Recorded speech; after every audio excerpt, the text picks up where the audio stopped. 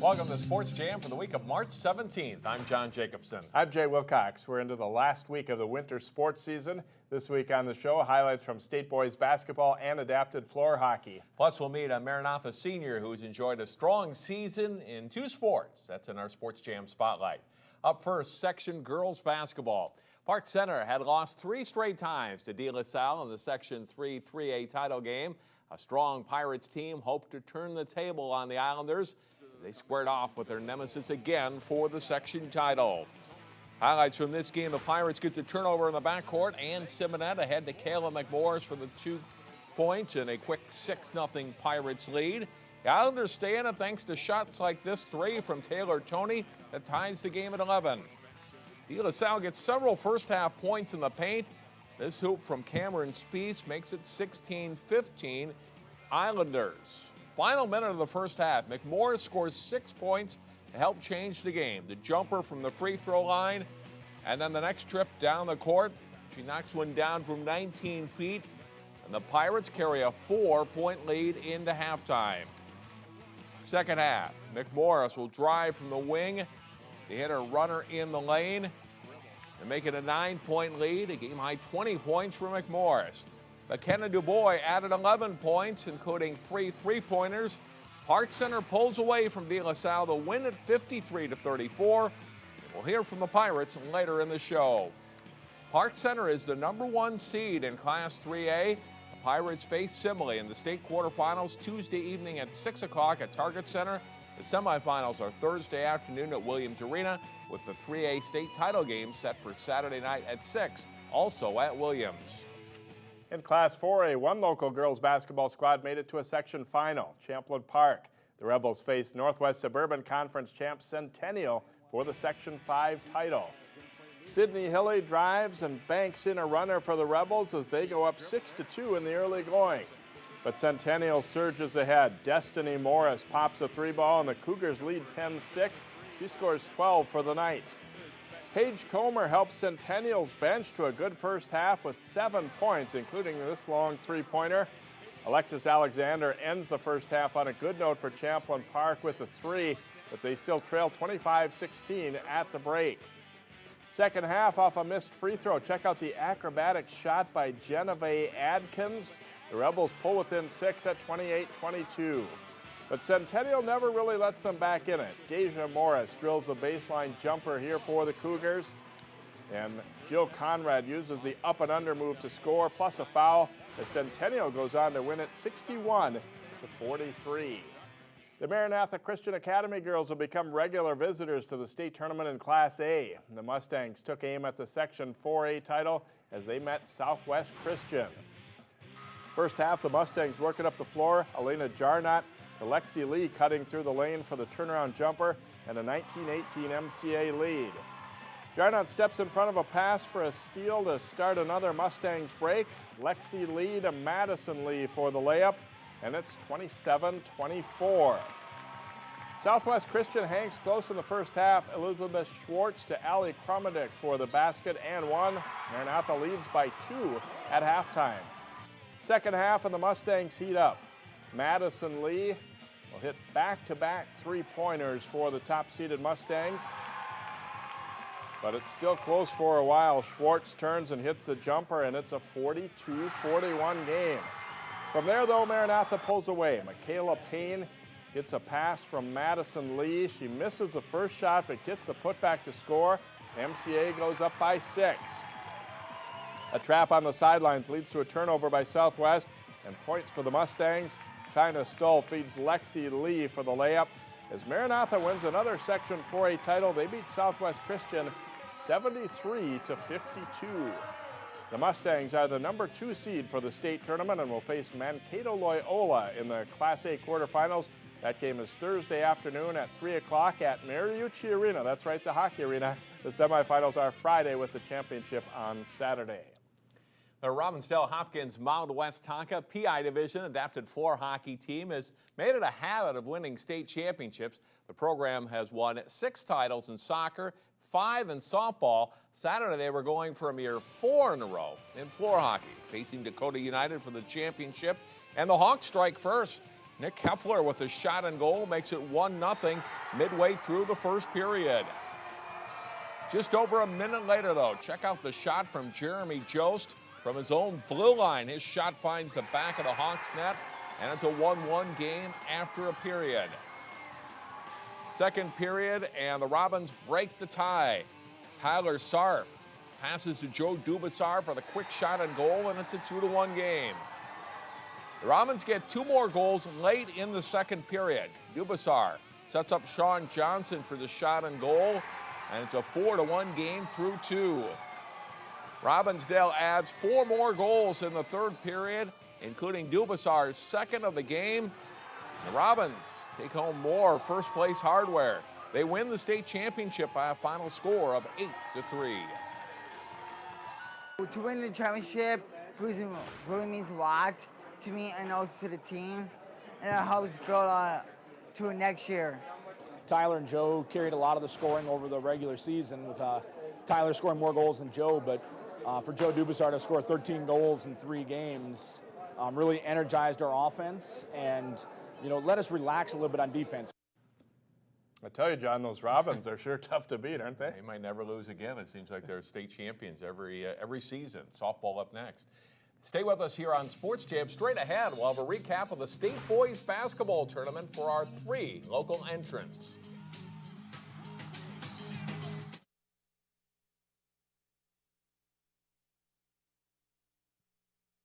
Welcome back to Sports Jam. Time to talk state boys basketball and a very interesting tournament this year. That's right. 3 teams from the area in the field, including Hopkins, who played Lakeville North in the Class 4A championship. Semifinal heroes and all Metro picks, Amir Coffey and J.P. McCura squaring off for the title. Jake Wright nails the step-back jumper early in the contest to get Hopkins going. Great passing here. Coffey to Noble Fonbele to Trayvon Edwards for 2. The Royals are down by 4. McCura has a big bag of tricks. The behind-the-back dribble leads to a scoop layup. Final seconds of the first half. John Warren misses, Edwards keeps it alive, and Chambers beats the buzzer with a putback. It's 41-36 Hopkins. Second half, and McCura goes backdoor for the jam. He scores 43 points in all. Fonbele steals an errant pass and takes it in for the layup. And Coach Ken Nowak's Royals go up by 2 at 52-50. Chambers has a solid game with 24 points, including this 3-pointer, put Hopkins up 67-62. The Royals are up 4 late when Drew Stewart buries a 3 from the corner and gets fouled. The Panthers are within 1. On the ensuing free throw, Connor Flack keeps it alive and scores to put Lakeville North ahead.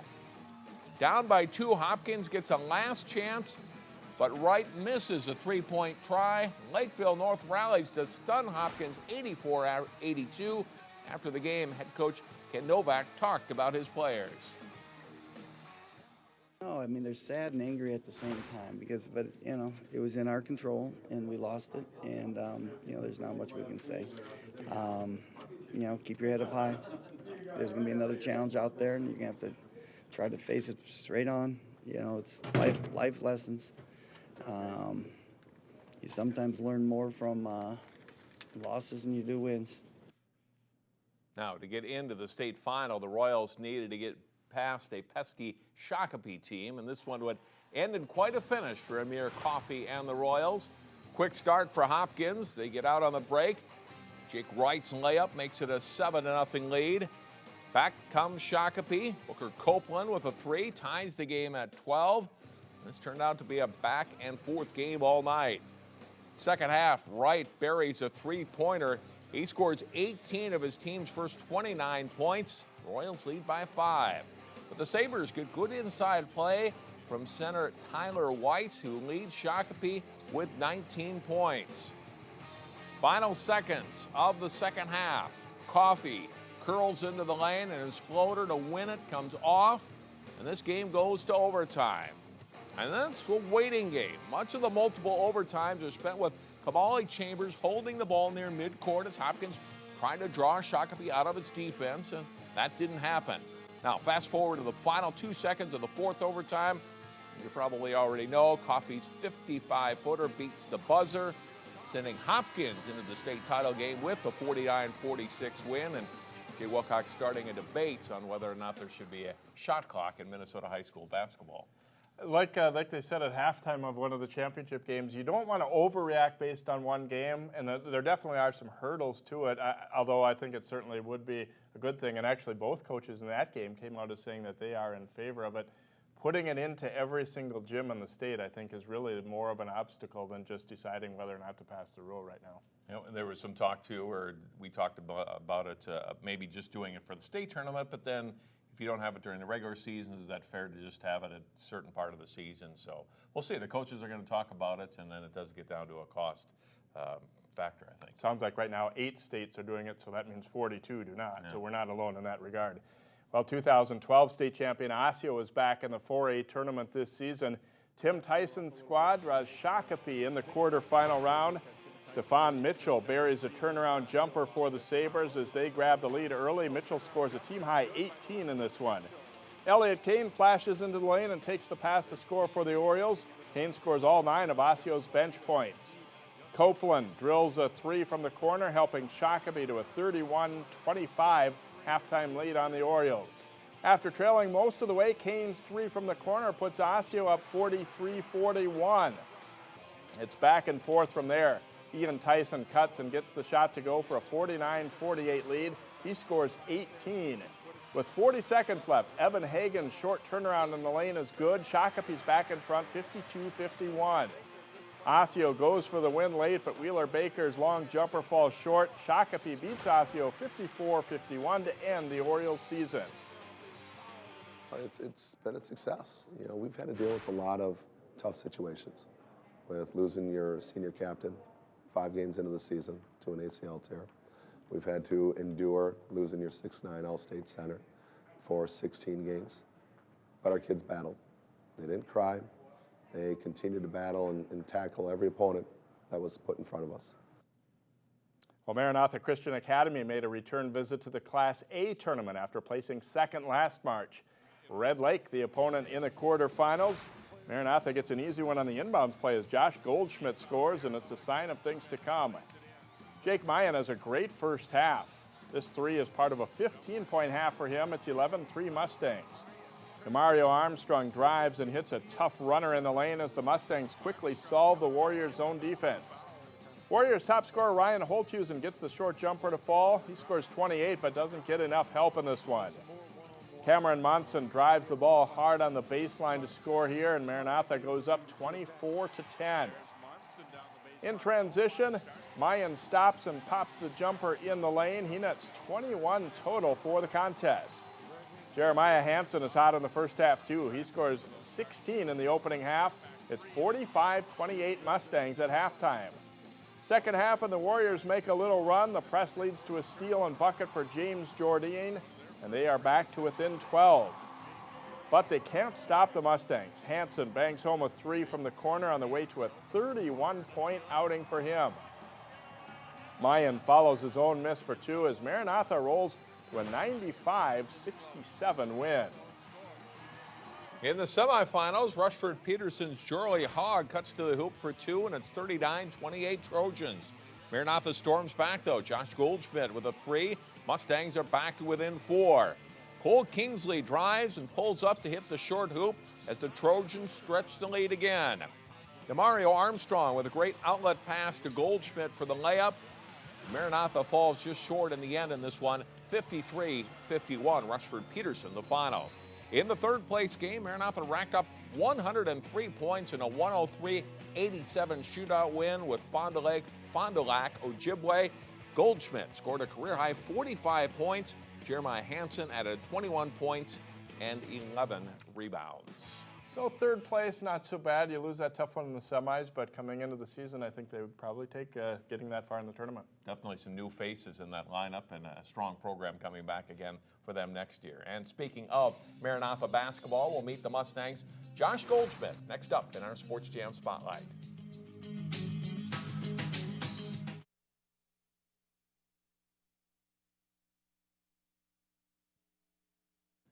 Two and a half years after an ACL injury threatened to hamper his athletic career, Josh Goldschmidt put the finishing touches on his final high school basketball season Saturday. The Maranatha Christian Academy senior and two-sport athlete is the subject of this week's Sports Jam Spotlight story. He was the only senior on the Maranatha Christian Academy boys basketball team. That alone made Josh Goldschmidt a natural leader for the Mustangs this season. Looking back, it's been definitely a fun time. I mean, I've started in 8th grade, so I've been around 5 groups of seniors, and everyone just was able to teach me something different that I was able to apply, especially towards this year.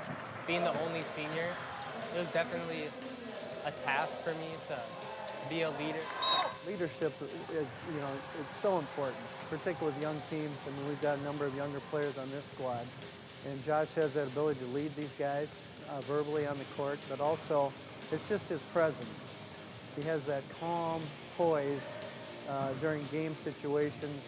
Jeremiah Hansen was far and away the Mustangs' leading scorer, averaging over 24 points a game.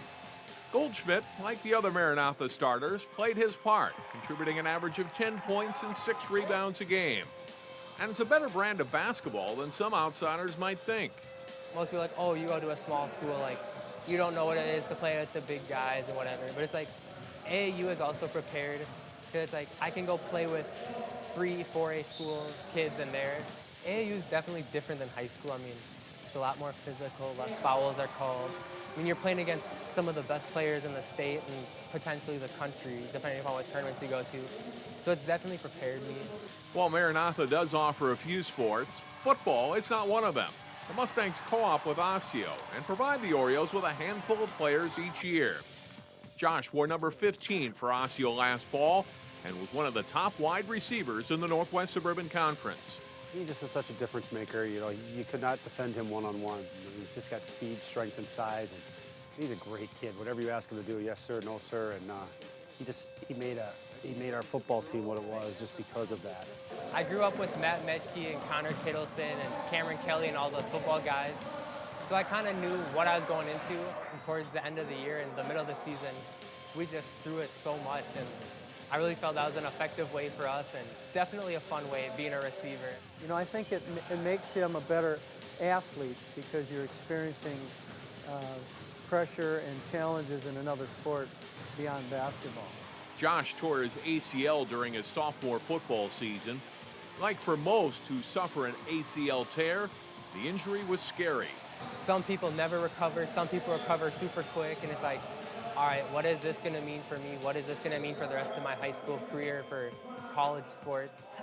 But my parents definitely always, during the whole process, was pushing me through it. Next year, he'll play basketball at Division II Lake Superior State in Michigan. The team qualified for the Division II National Tournament this year. Josh is already looking forward to being part of another successful program. Even as this season widens down, that I'm going to have a place to be able to call home next year as opposed to just calling this quits. But I'm definitely excited for what Lake Superior has in store to offer. As we told you earlier in the show, Josh finished his career in style. He scored 45 points to lead the Mustangs to a 103-87 win in the Class A third-place game. When we come back, Jay talks hoops with the section champion Park Center girls basketball team, plus our plays of the week.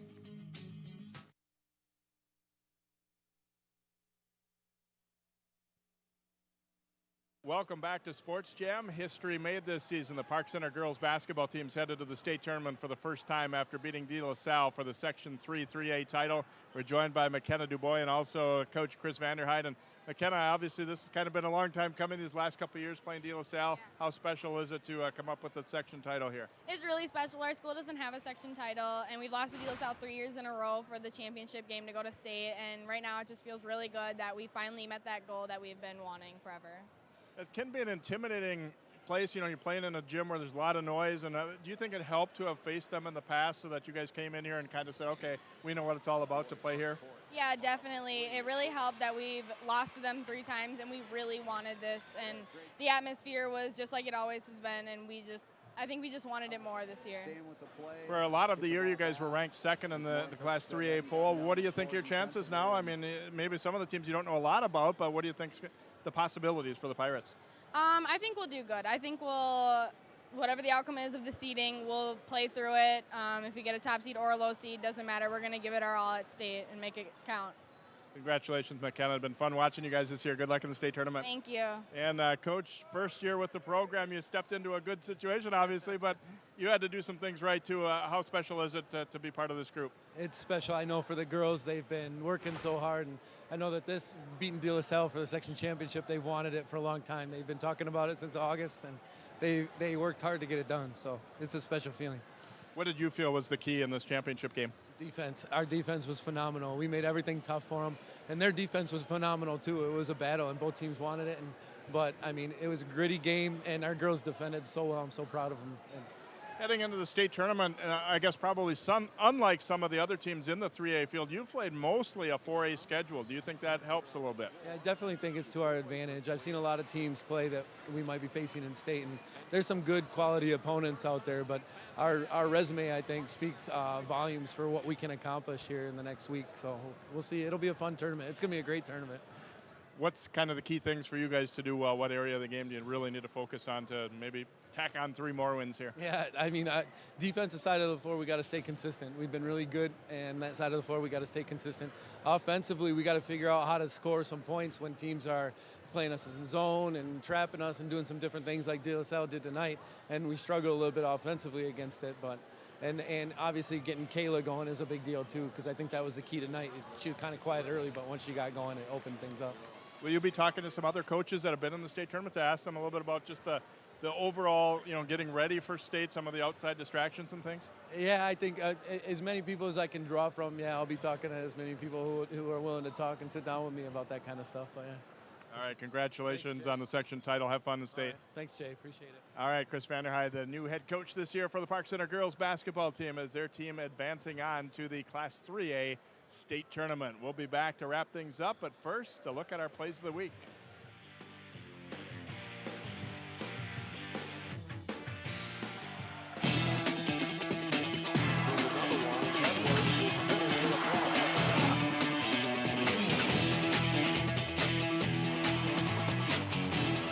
Chambers, the 3 is good. His 4th three-pointer of the game.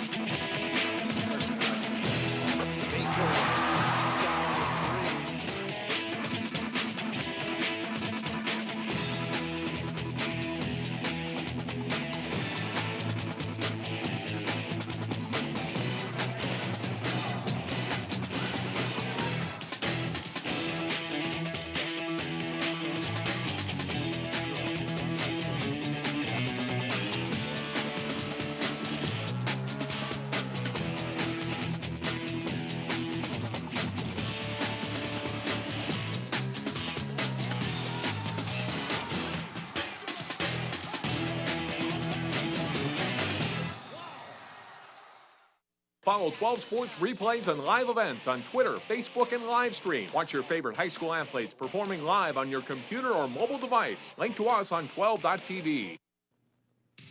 Our games of the week are the state girls basketball quarterfinal games involving our 2 local entrants. Park Center meets Simile in Class 3A Tuesday at 6 o'clock at the Target Center. Watch the game on Channel 12 and 12.tv. Wednesday at 10 a.m., 7 p.m., and 10 p.m. And then Maranatha meets Mankato Loyola Thursday at 3 o'clock at Mariucci Arena. You can watch that one Friday morning at 10 and Friday night at 10 as we wrap up our winter sports coverage. And that will do it for this week's show. Next week, highlights from state girls basketball. Plus, we name our all-area teams in girls and boys hockey and basketball. We'll see you then.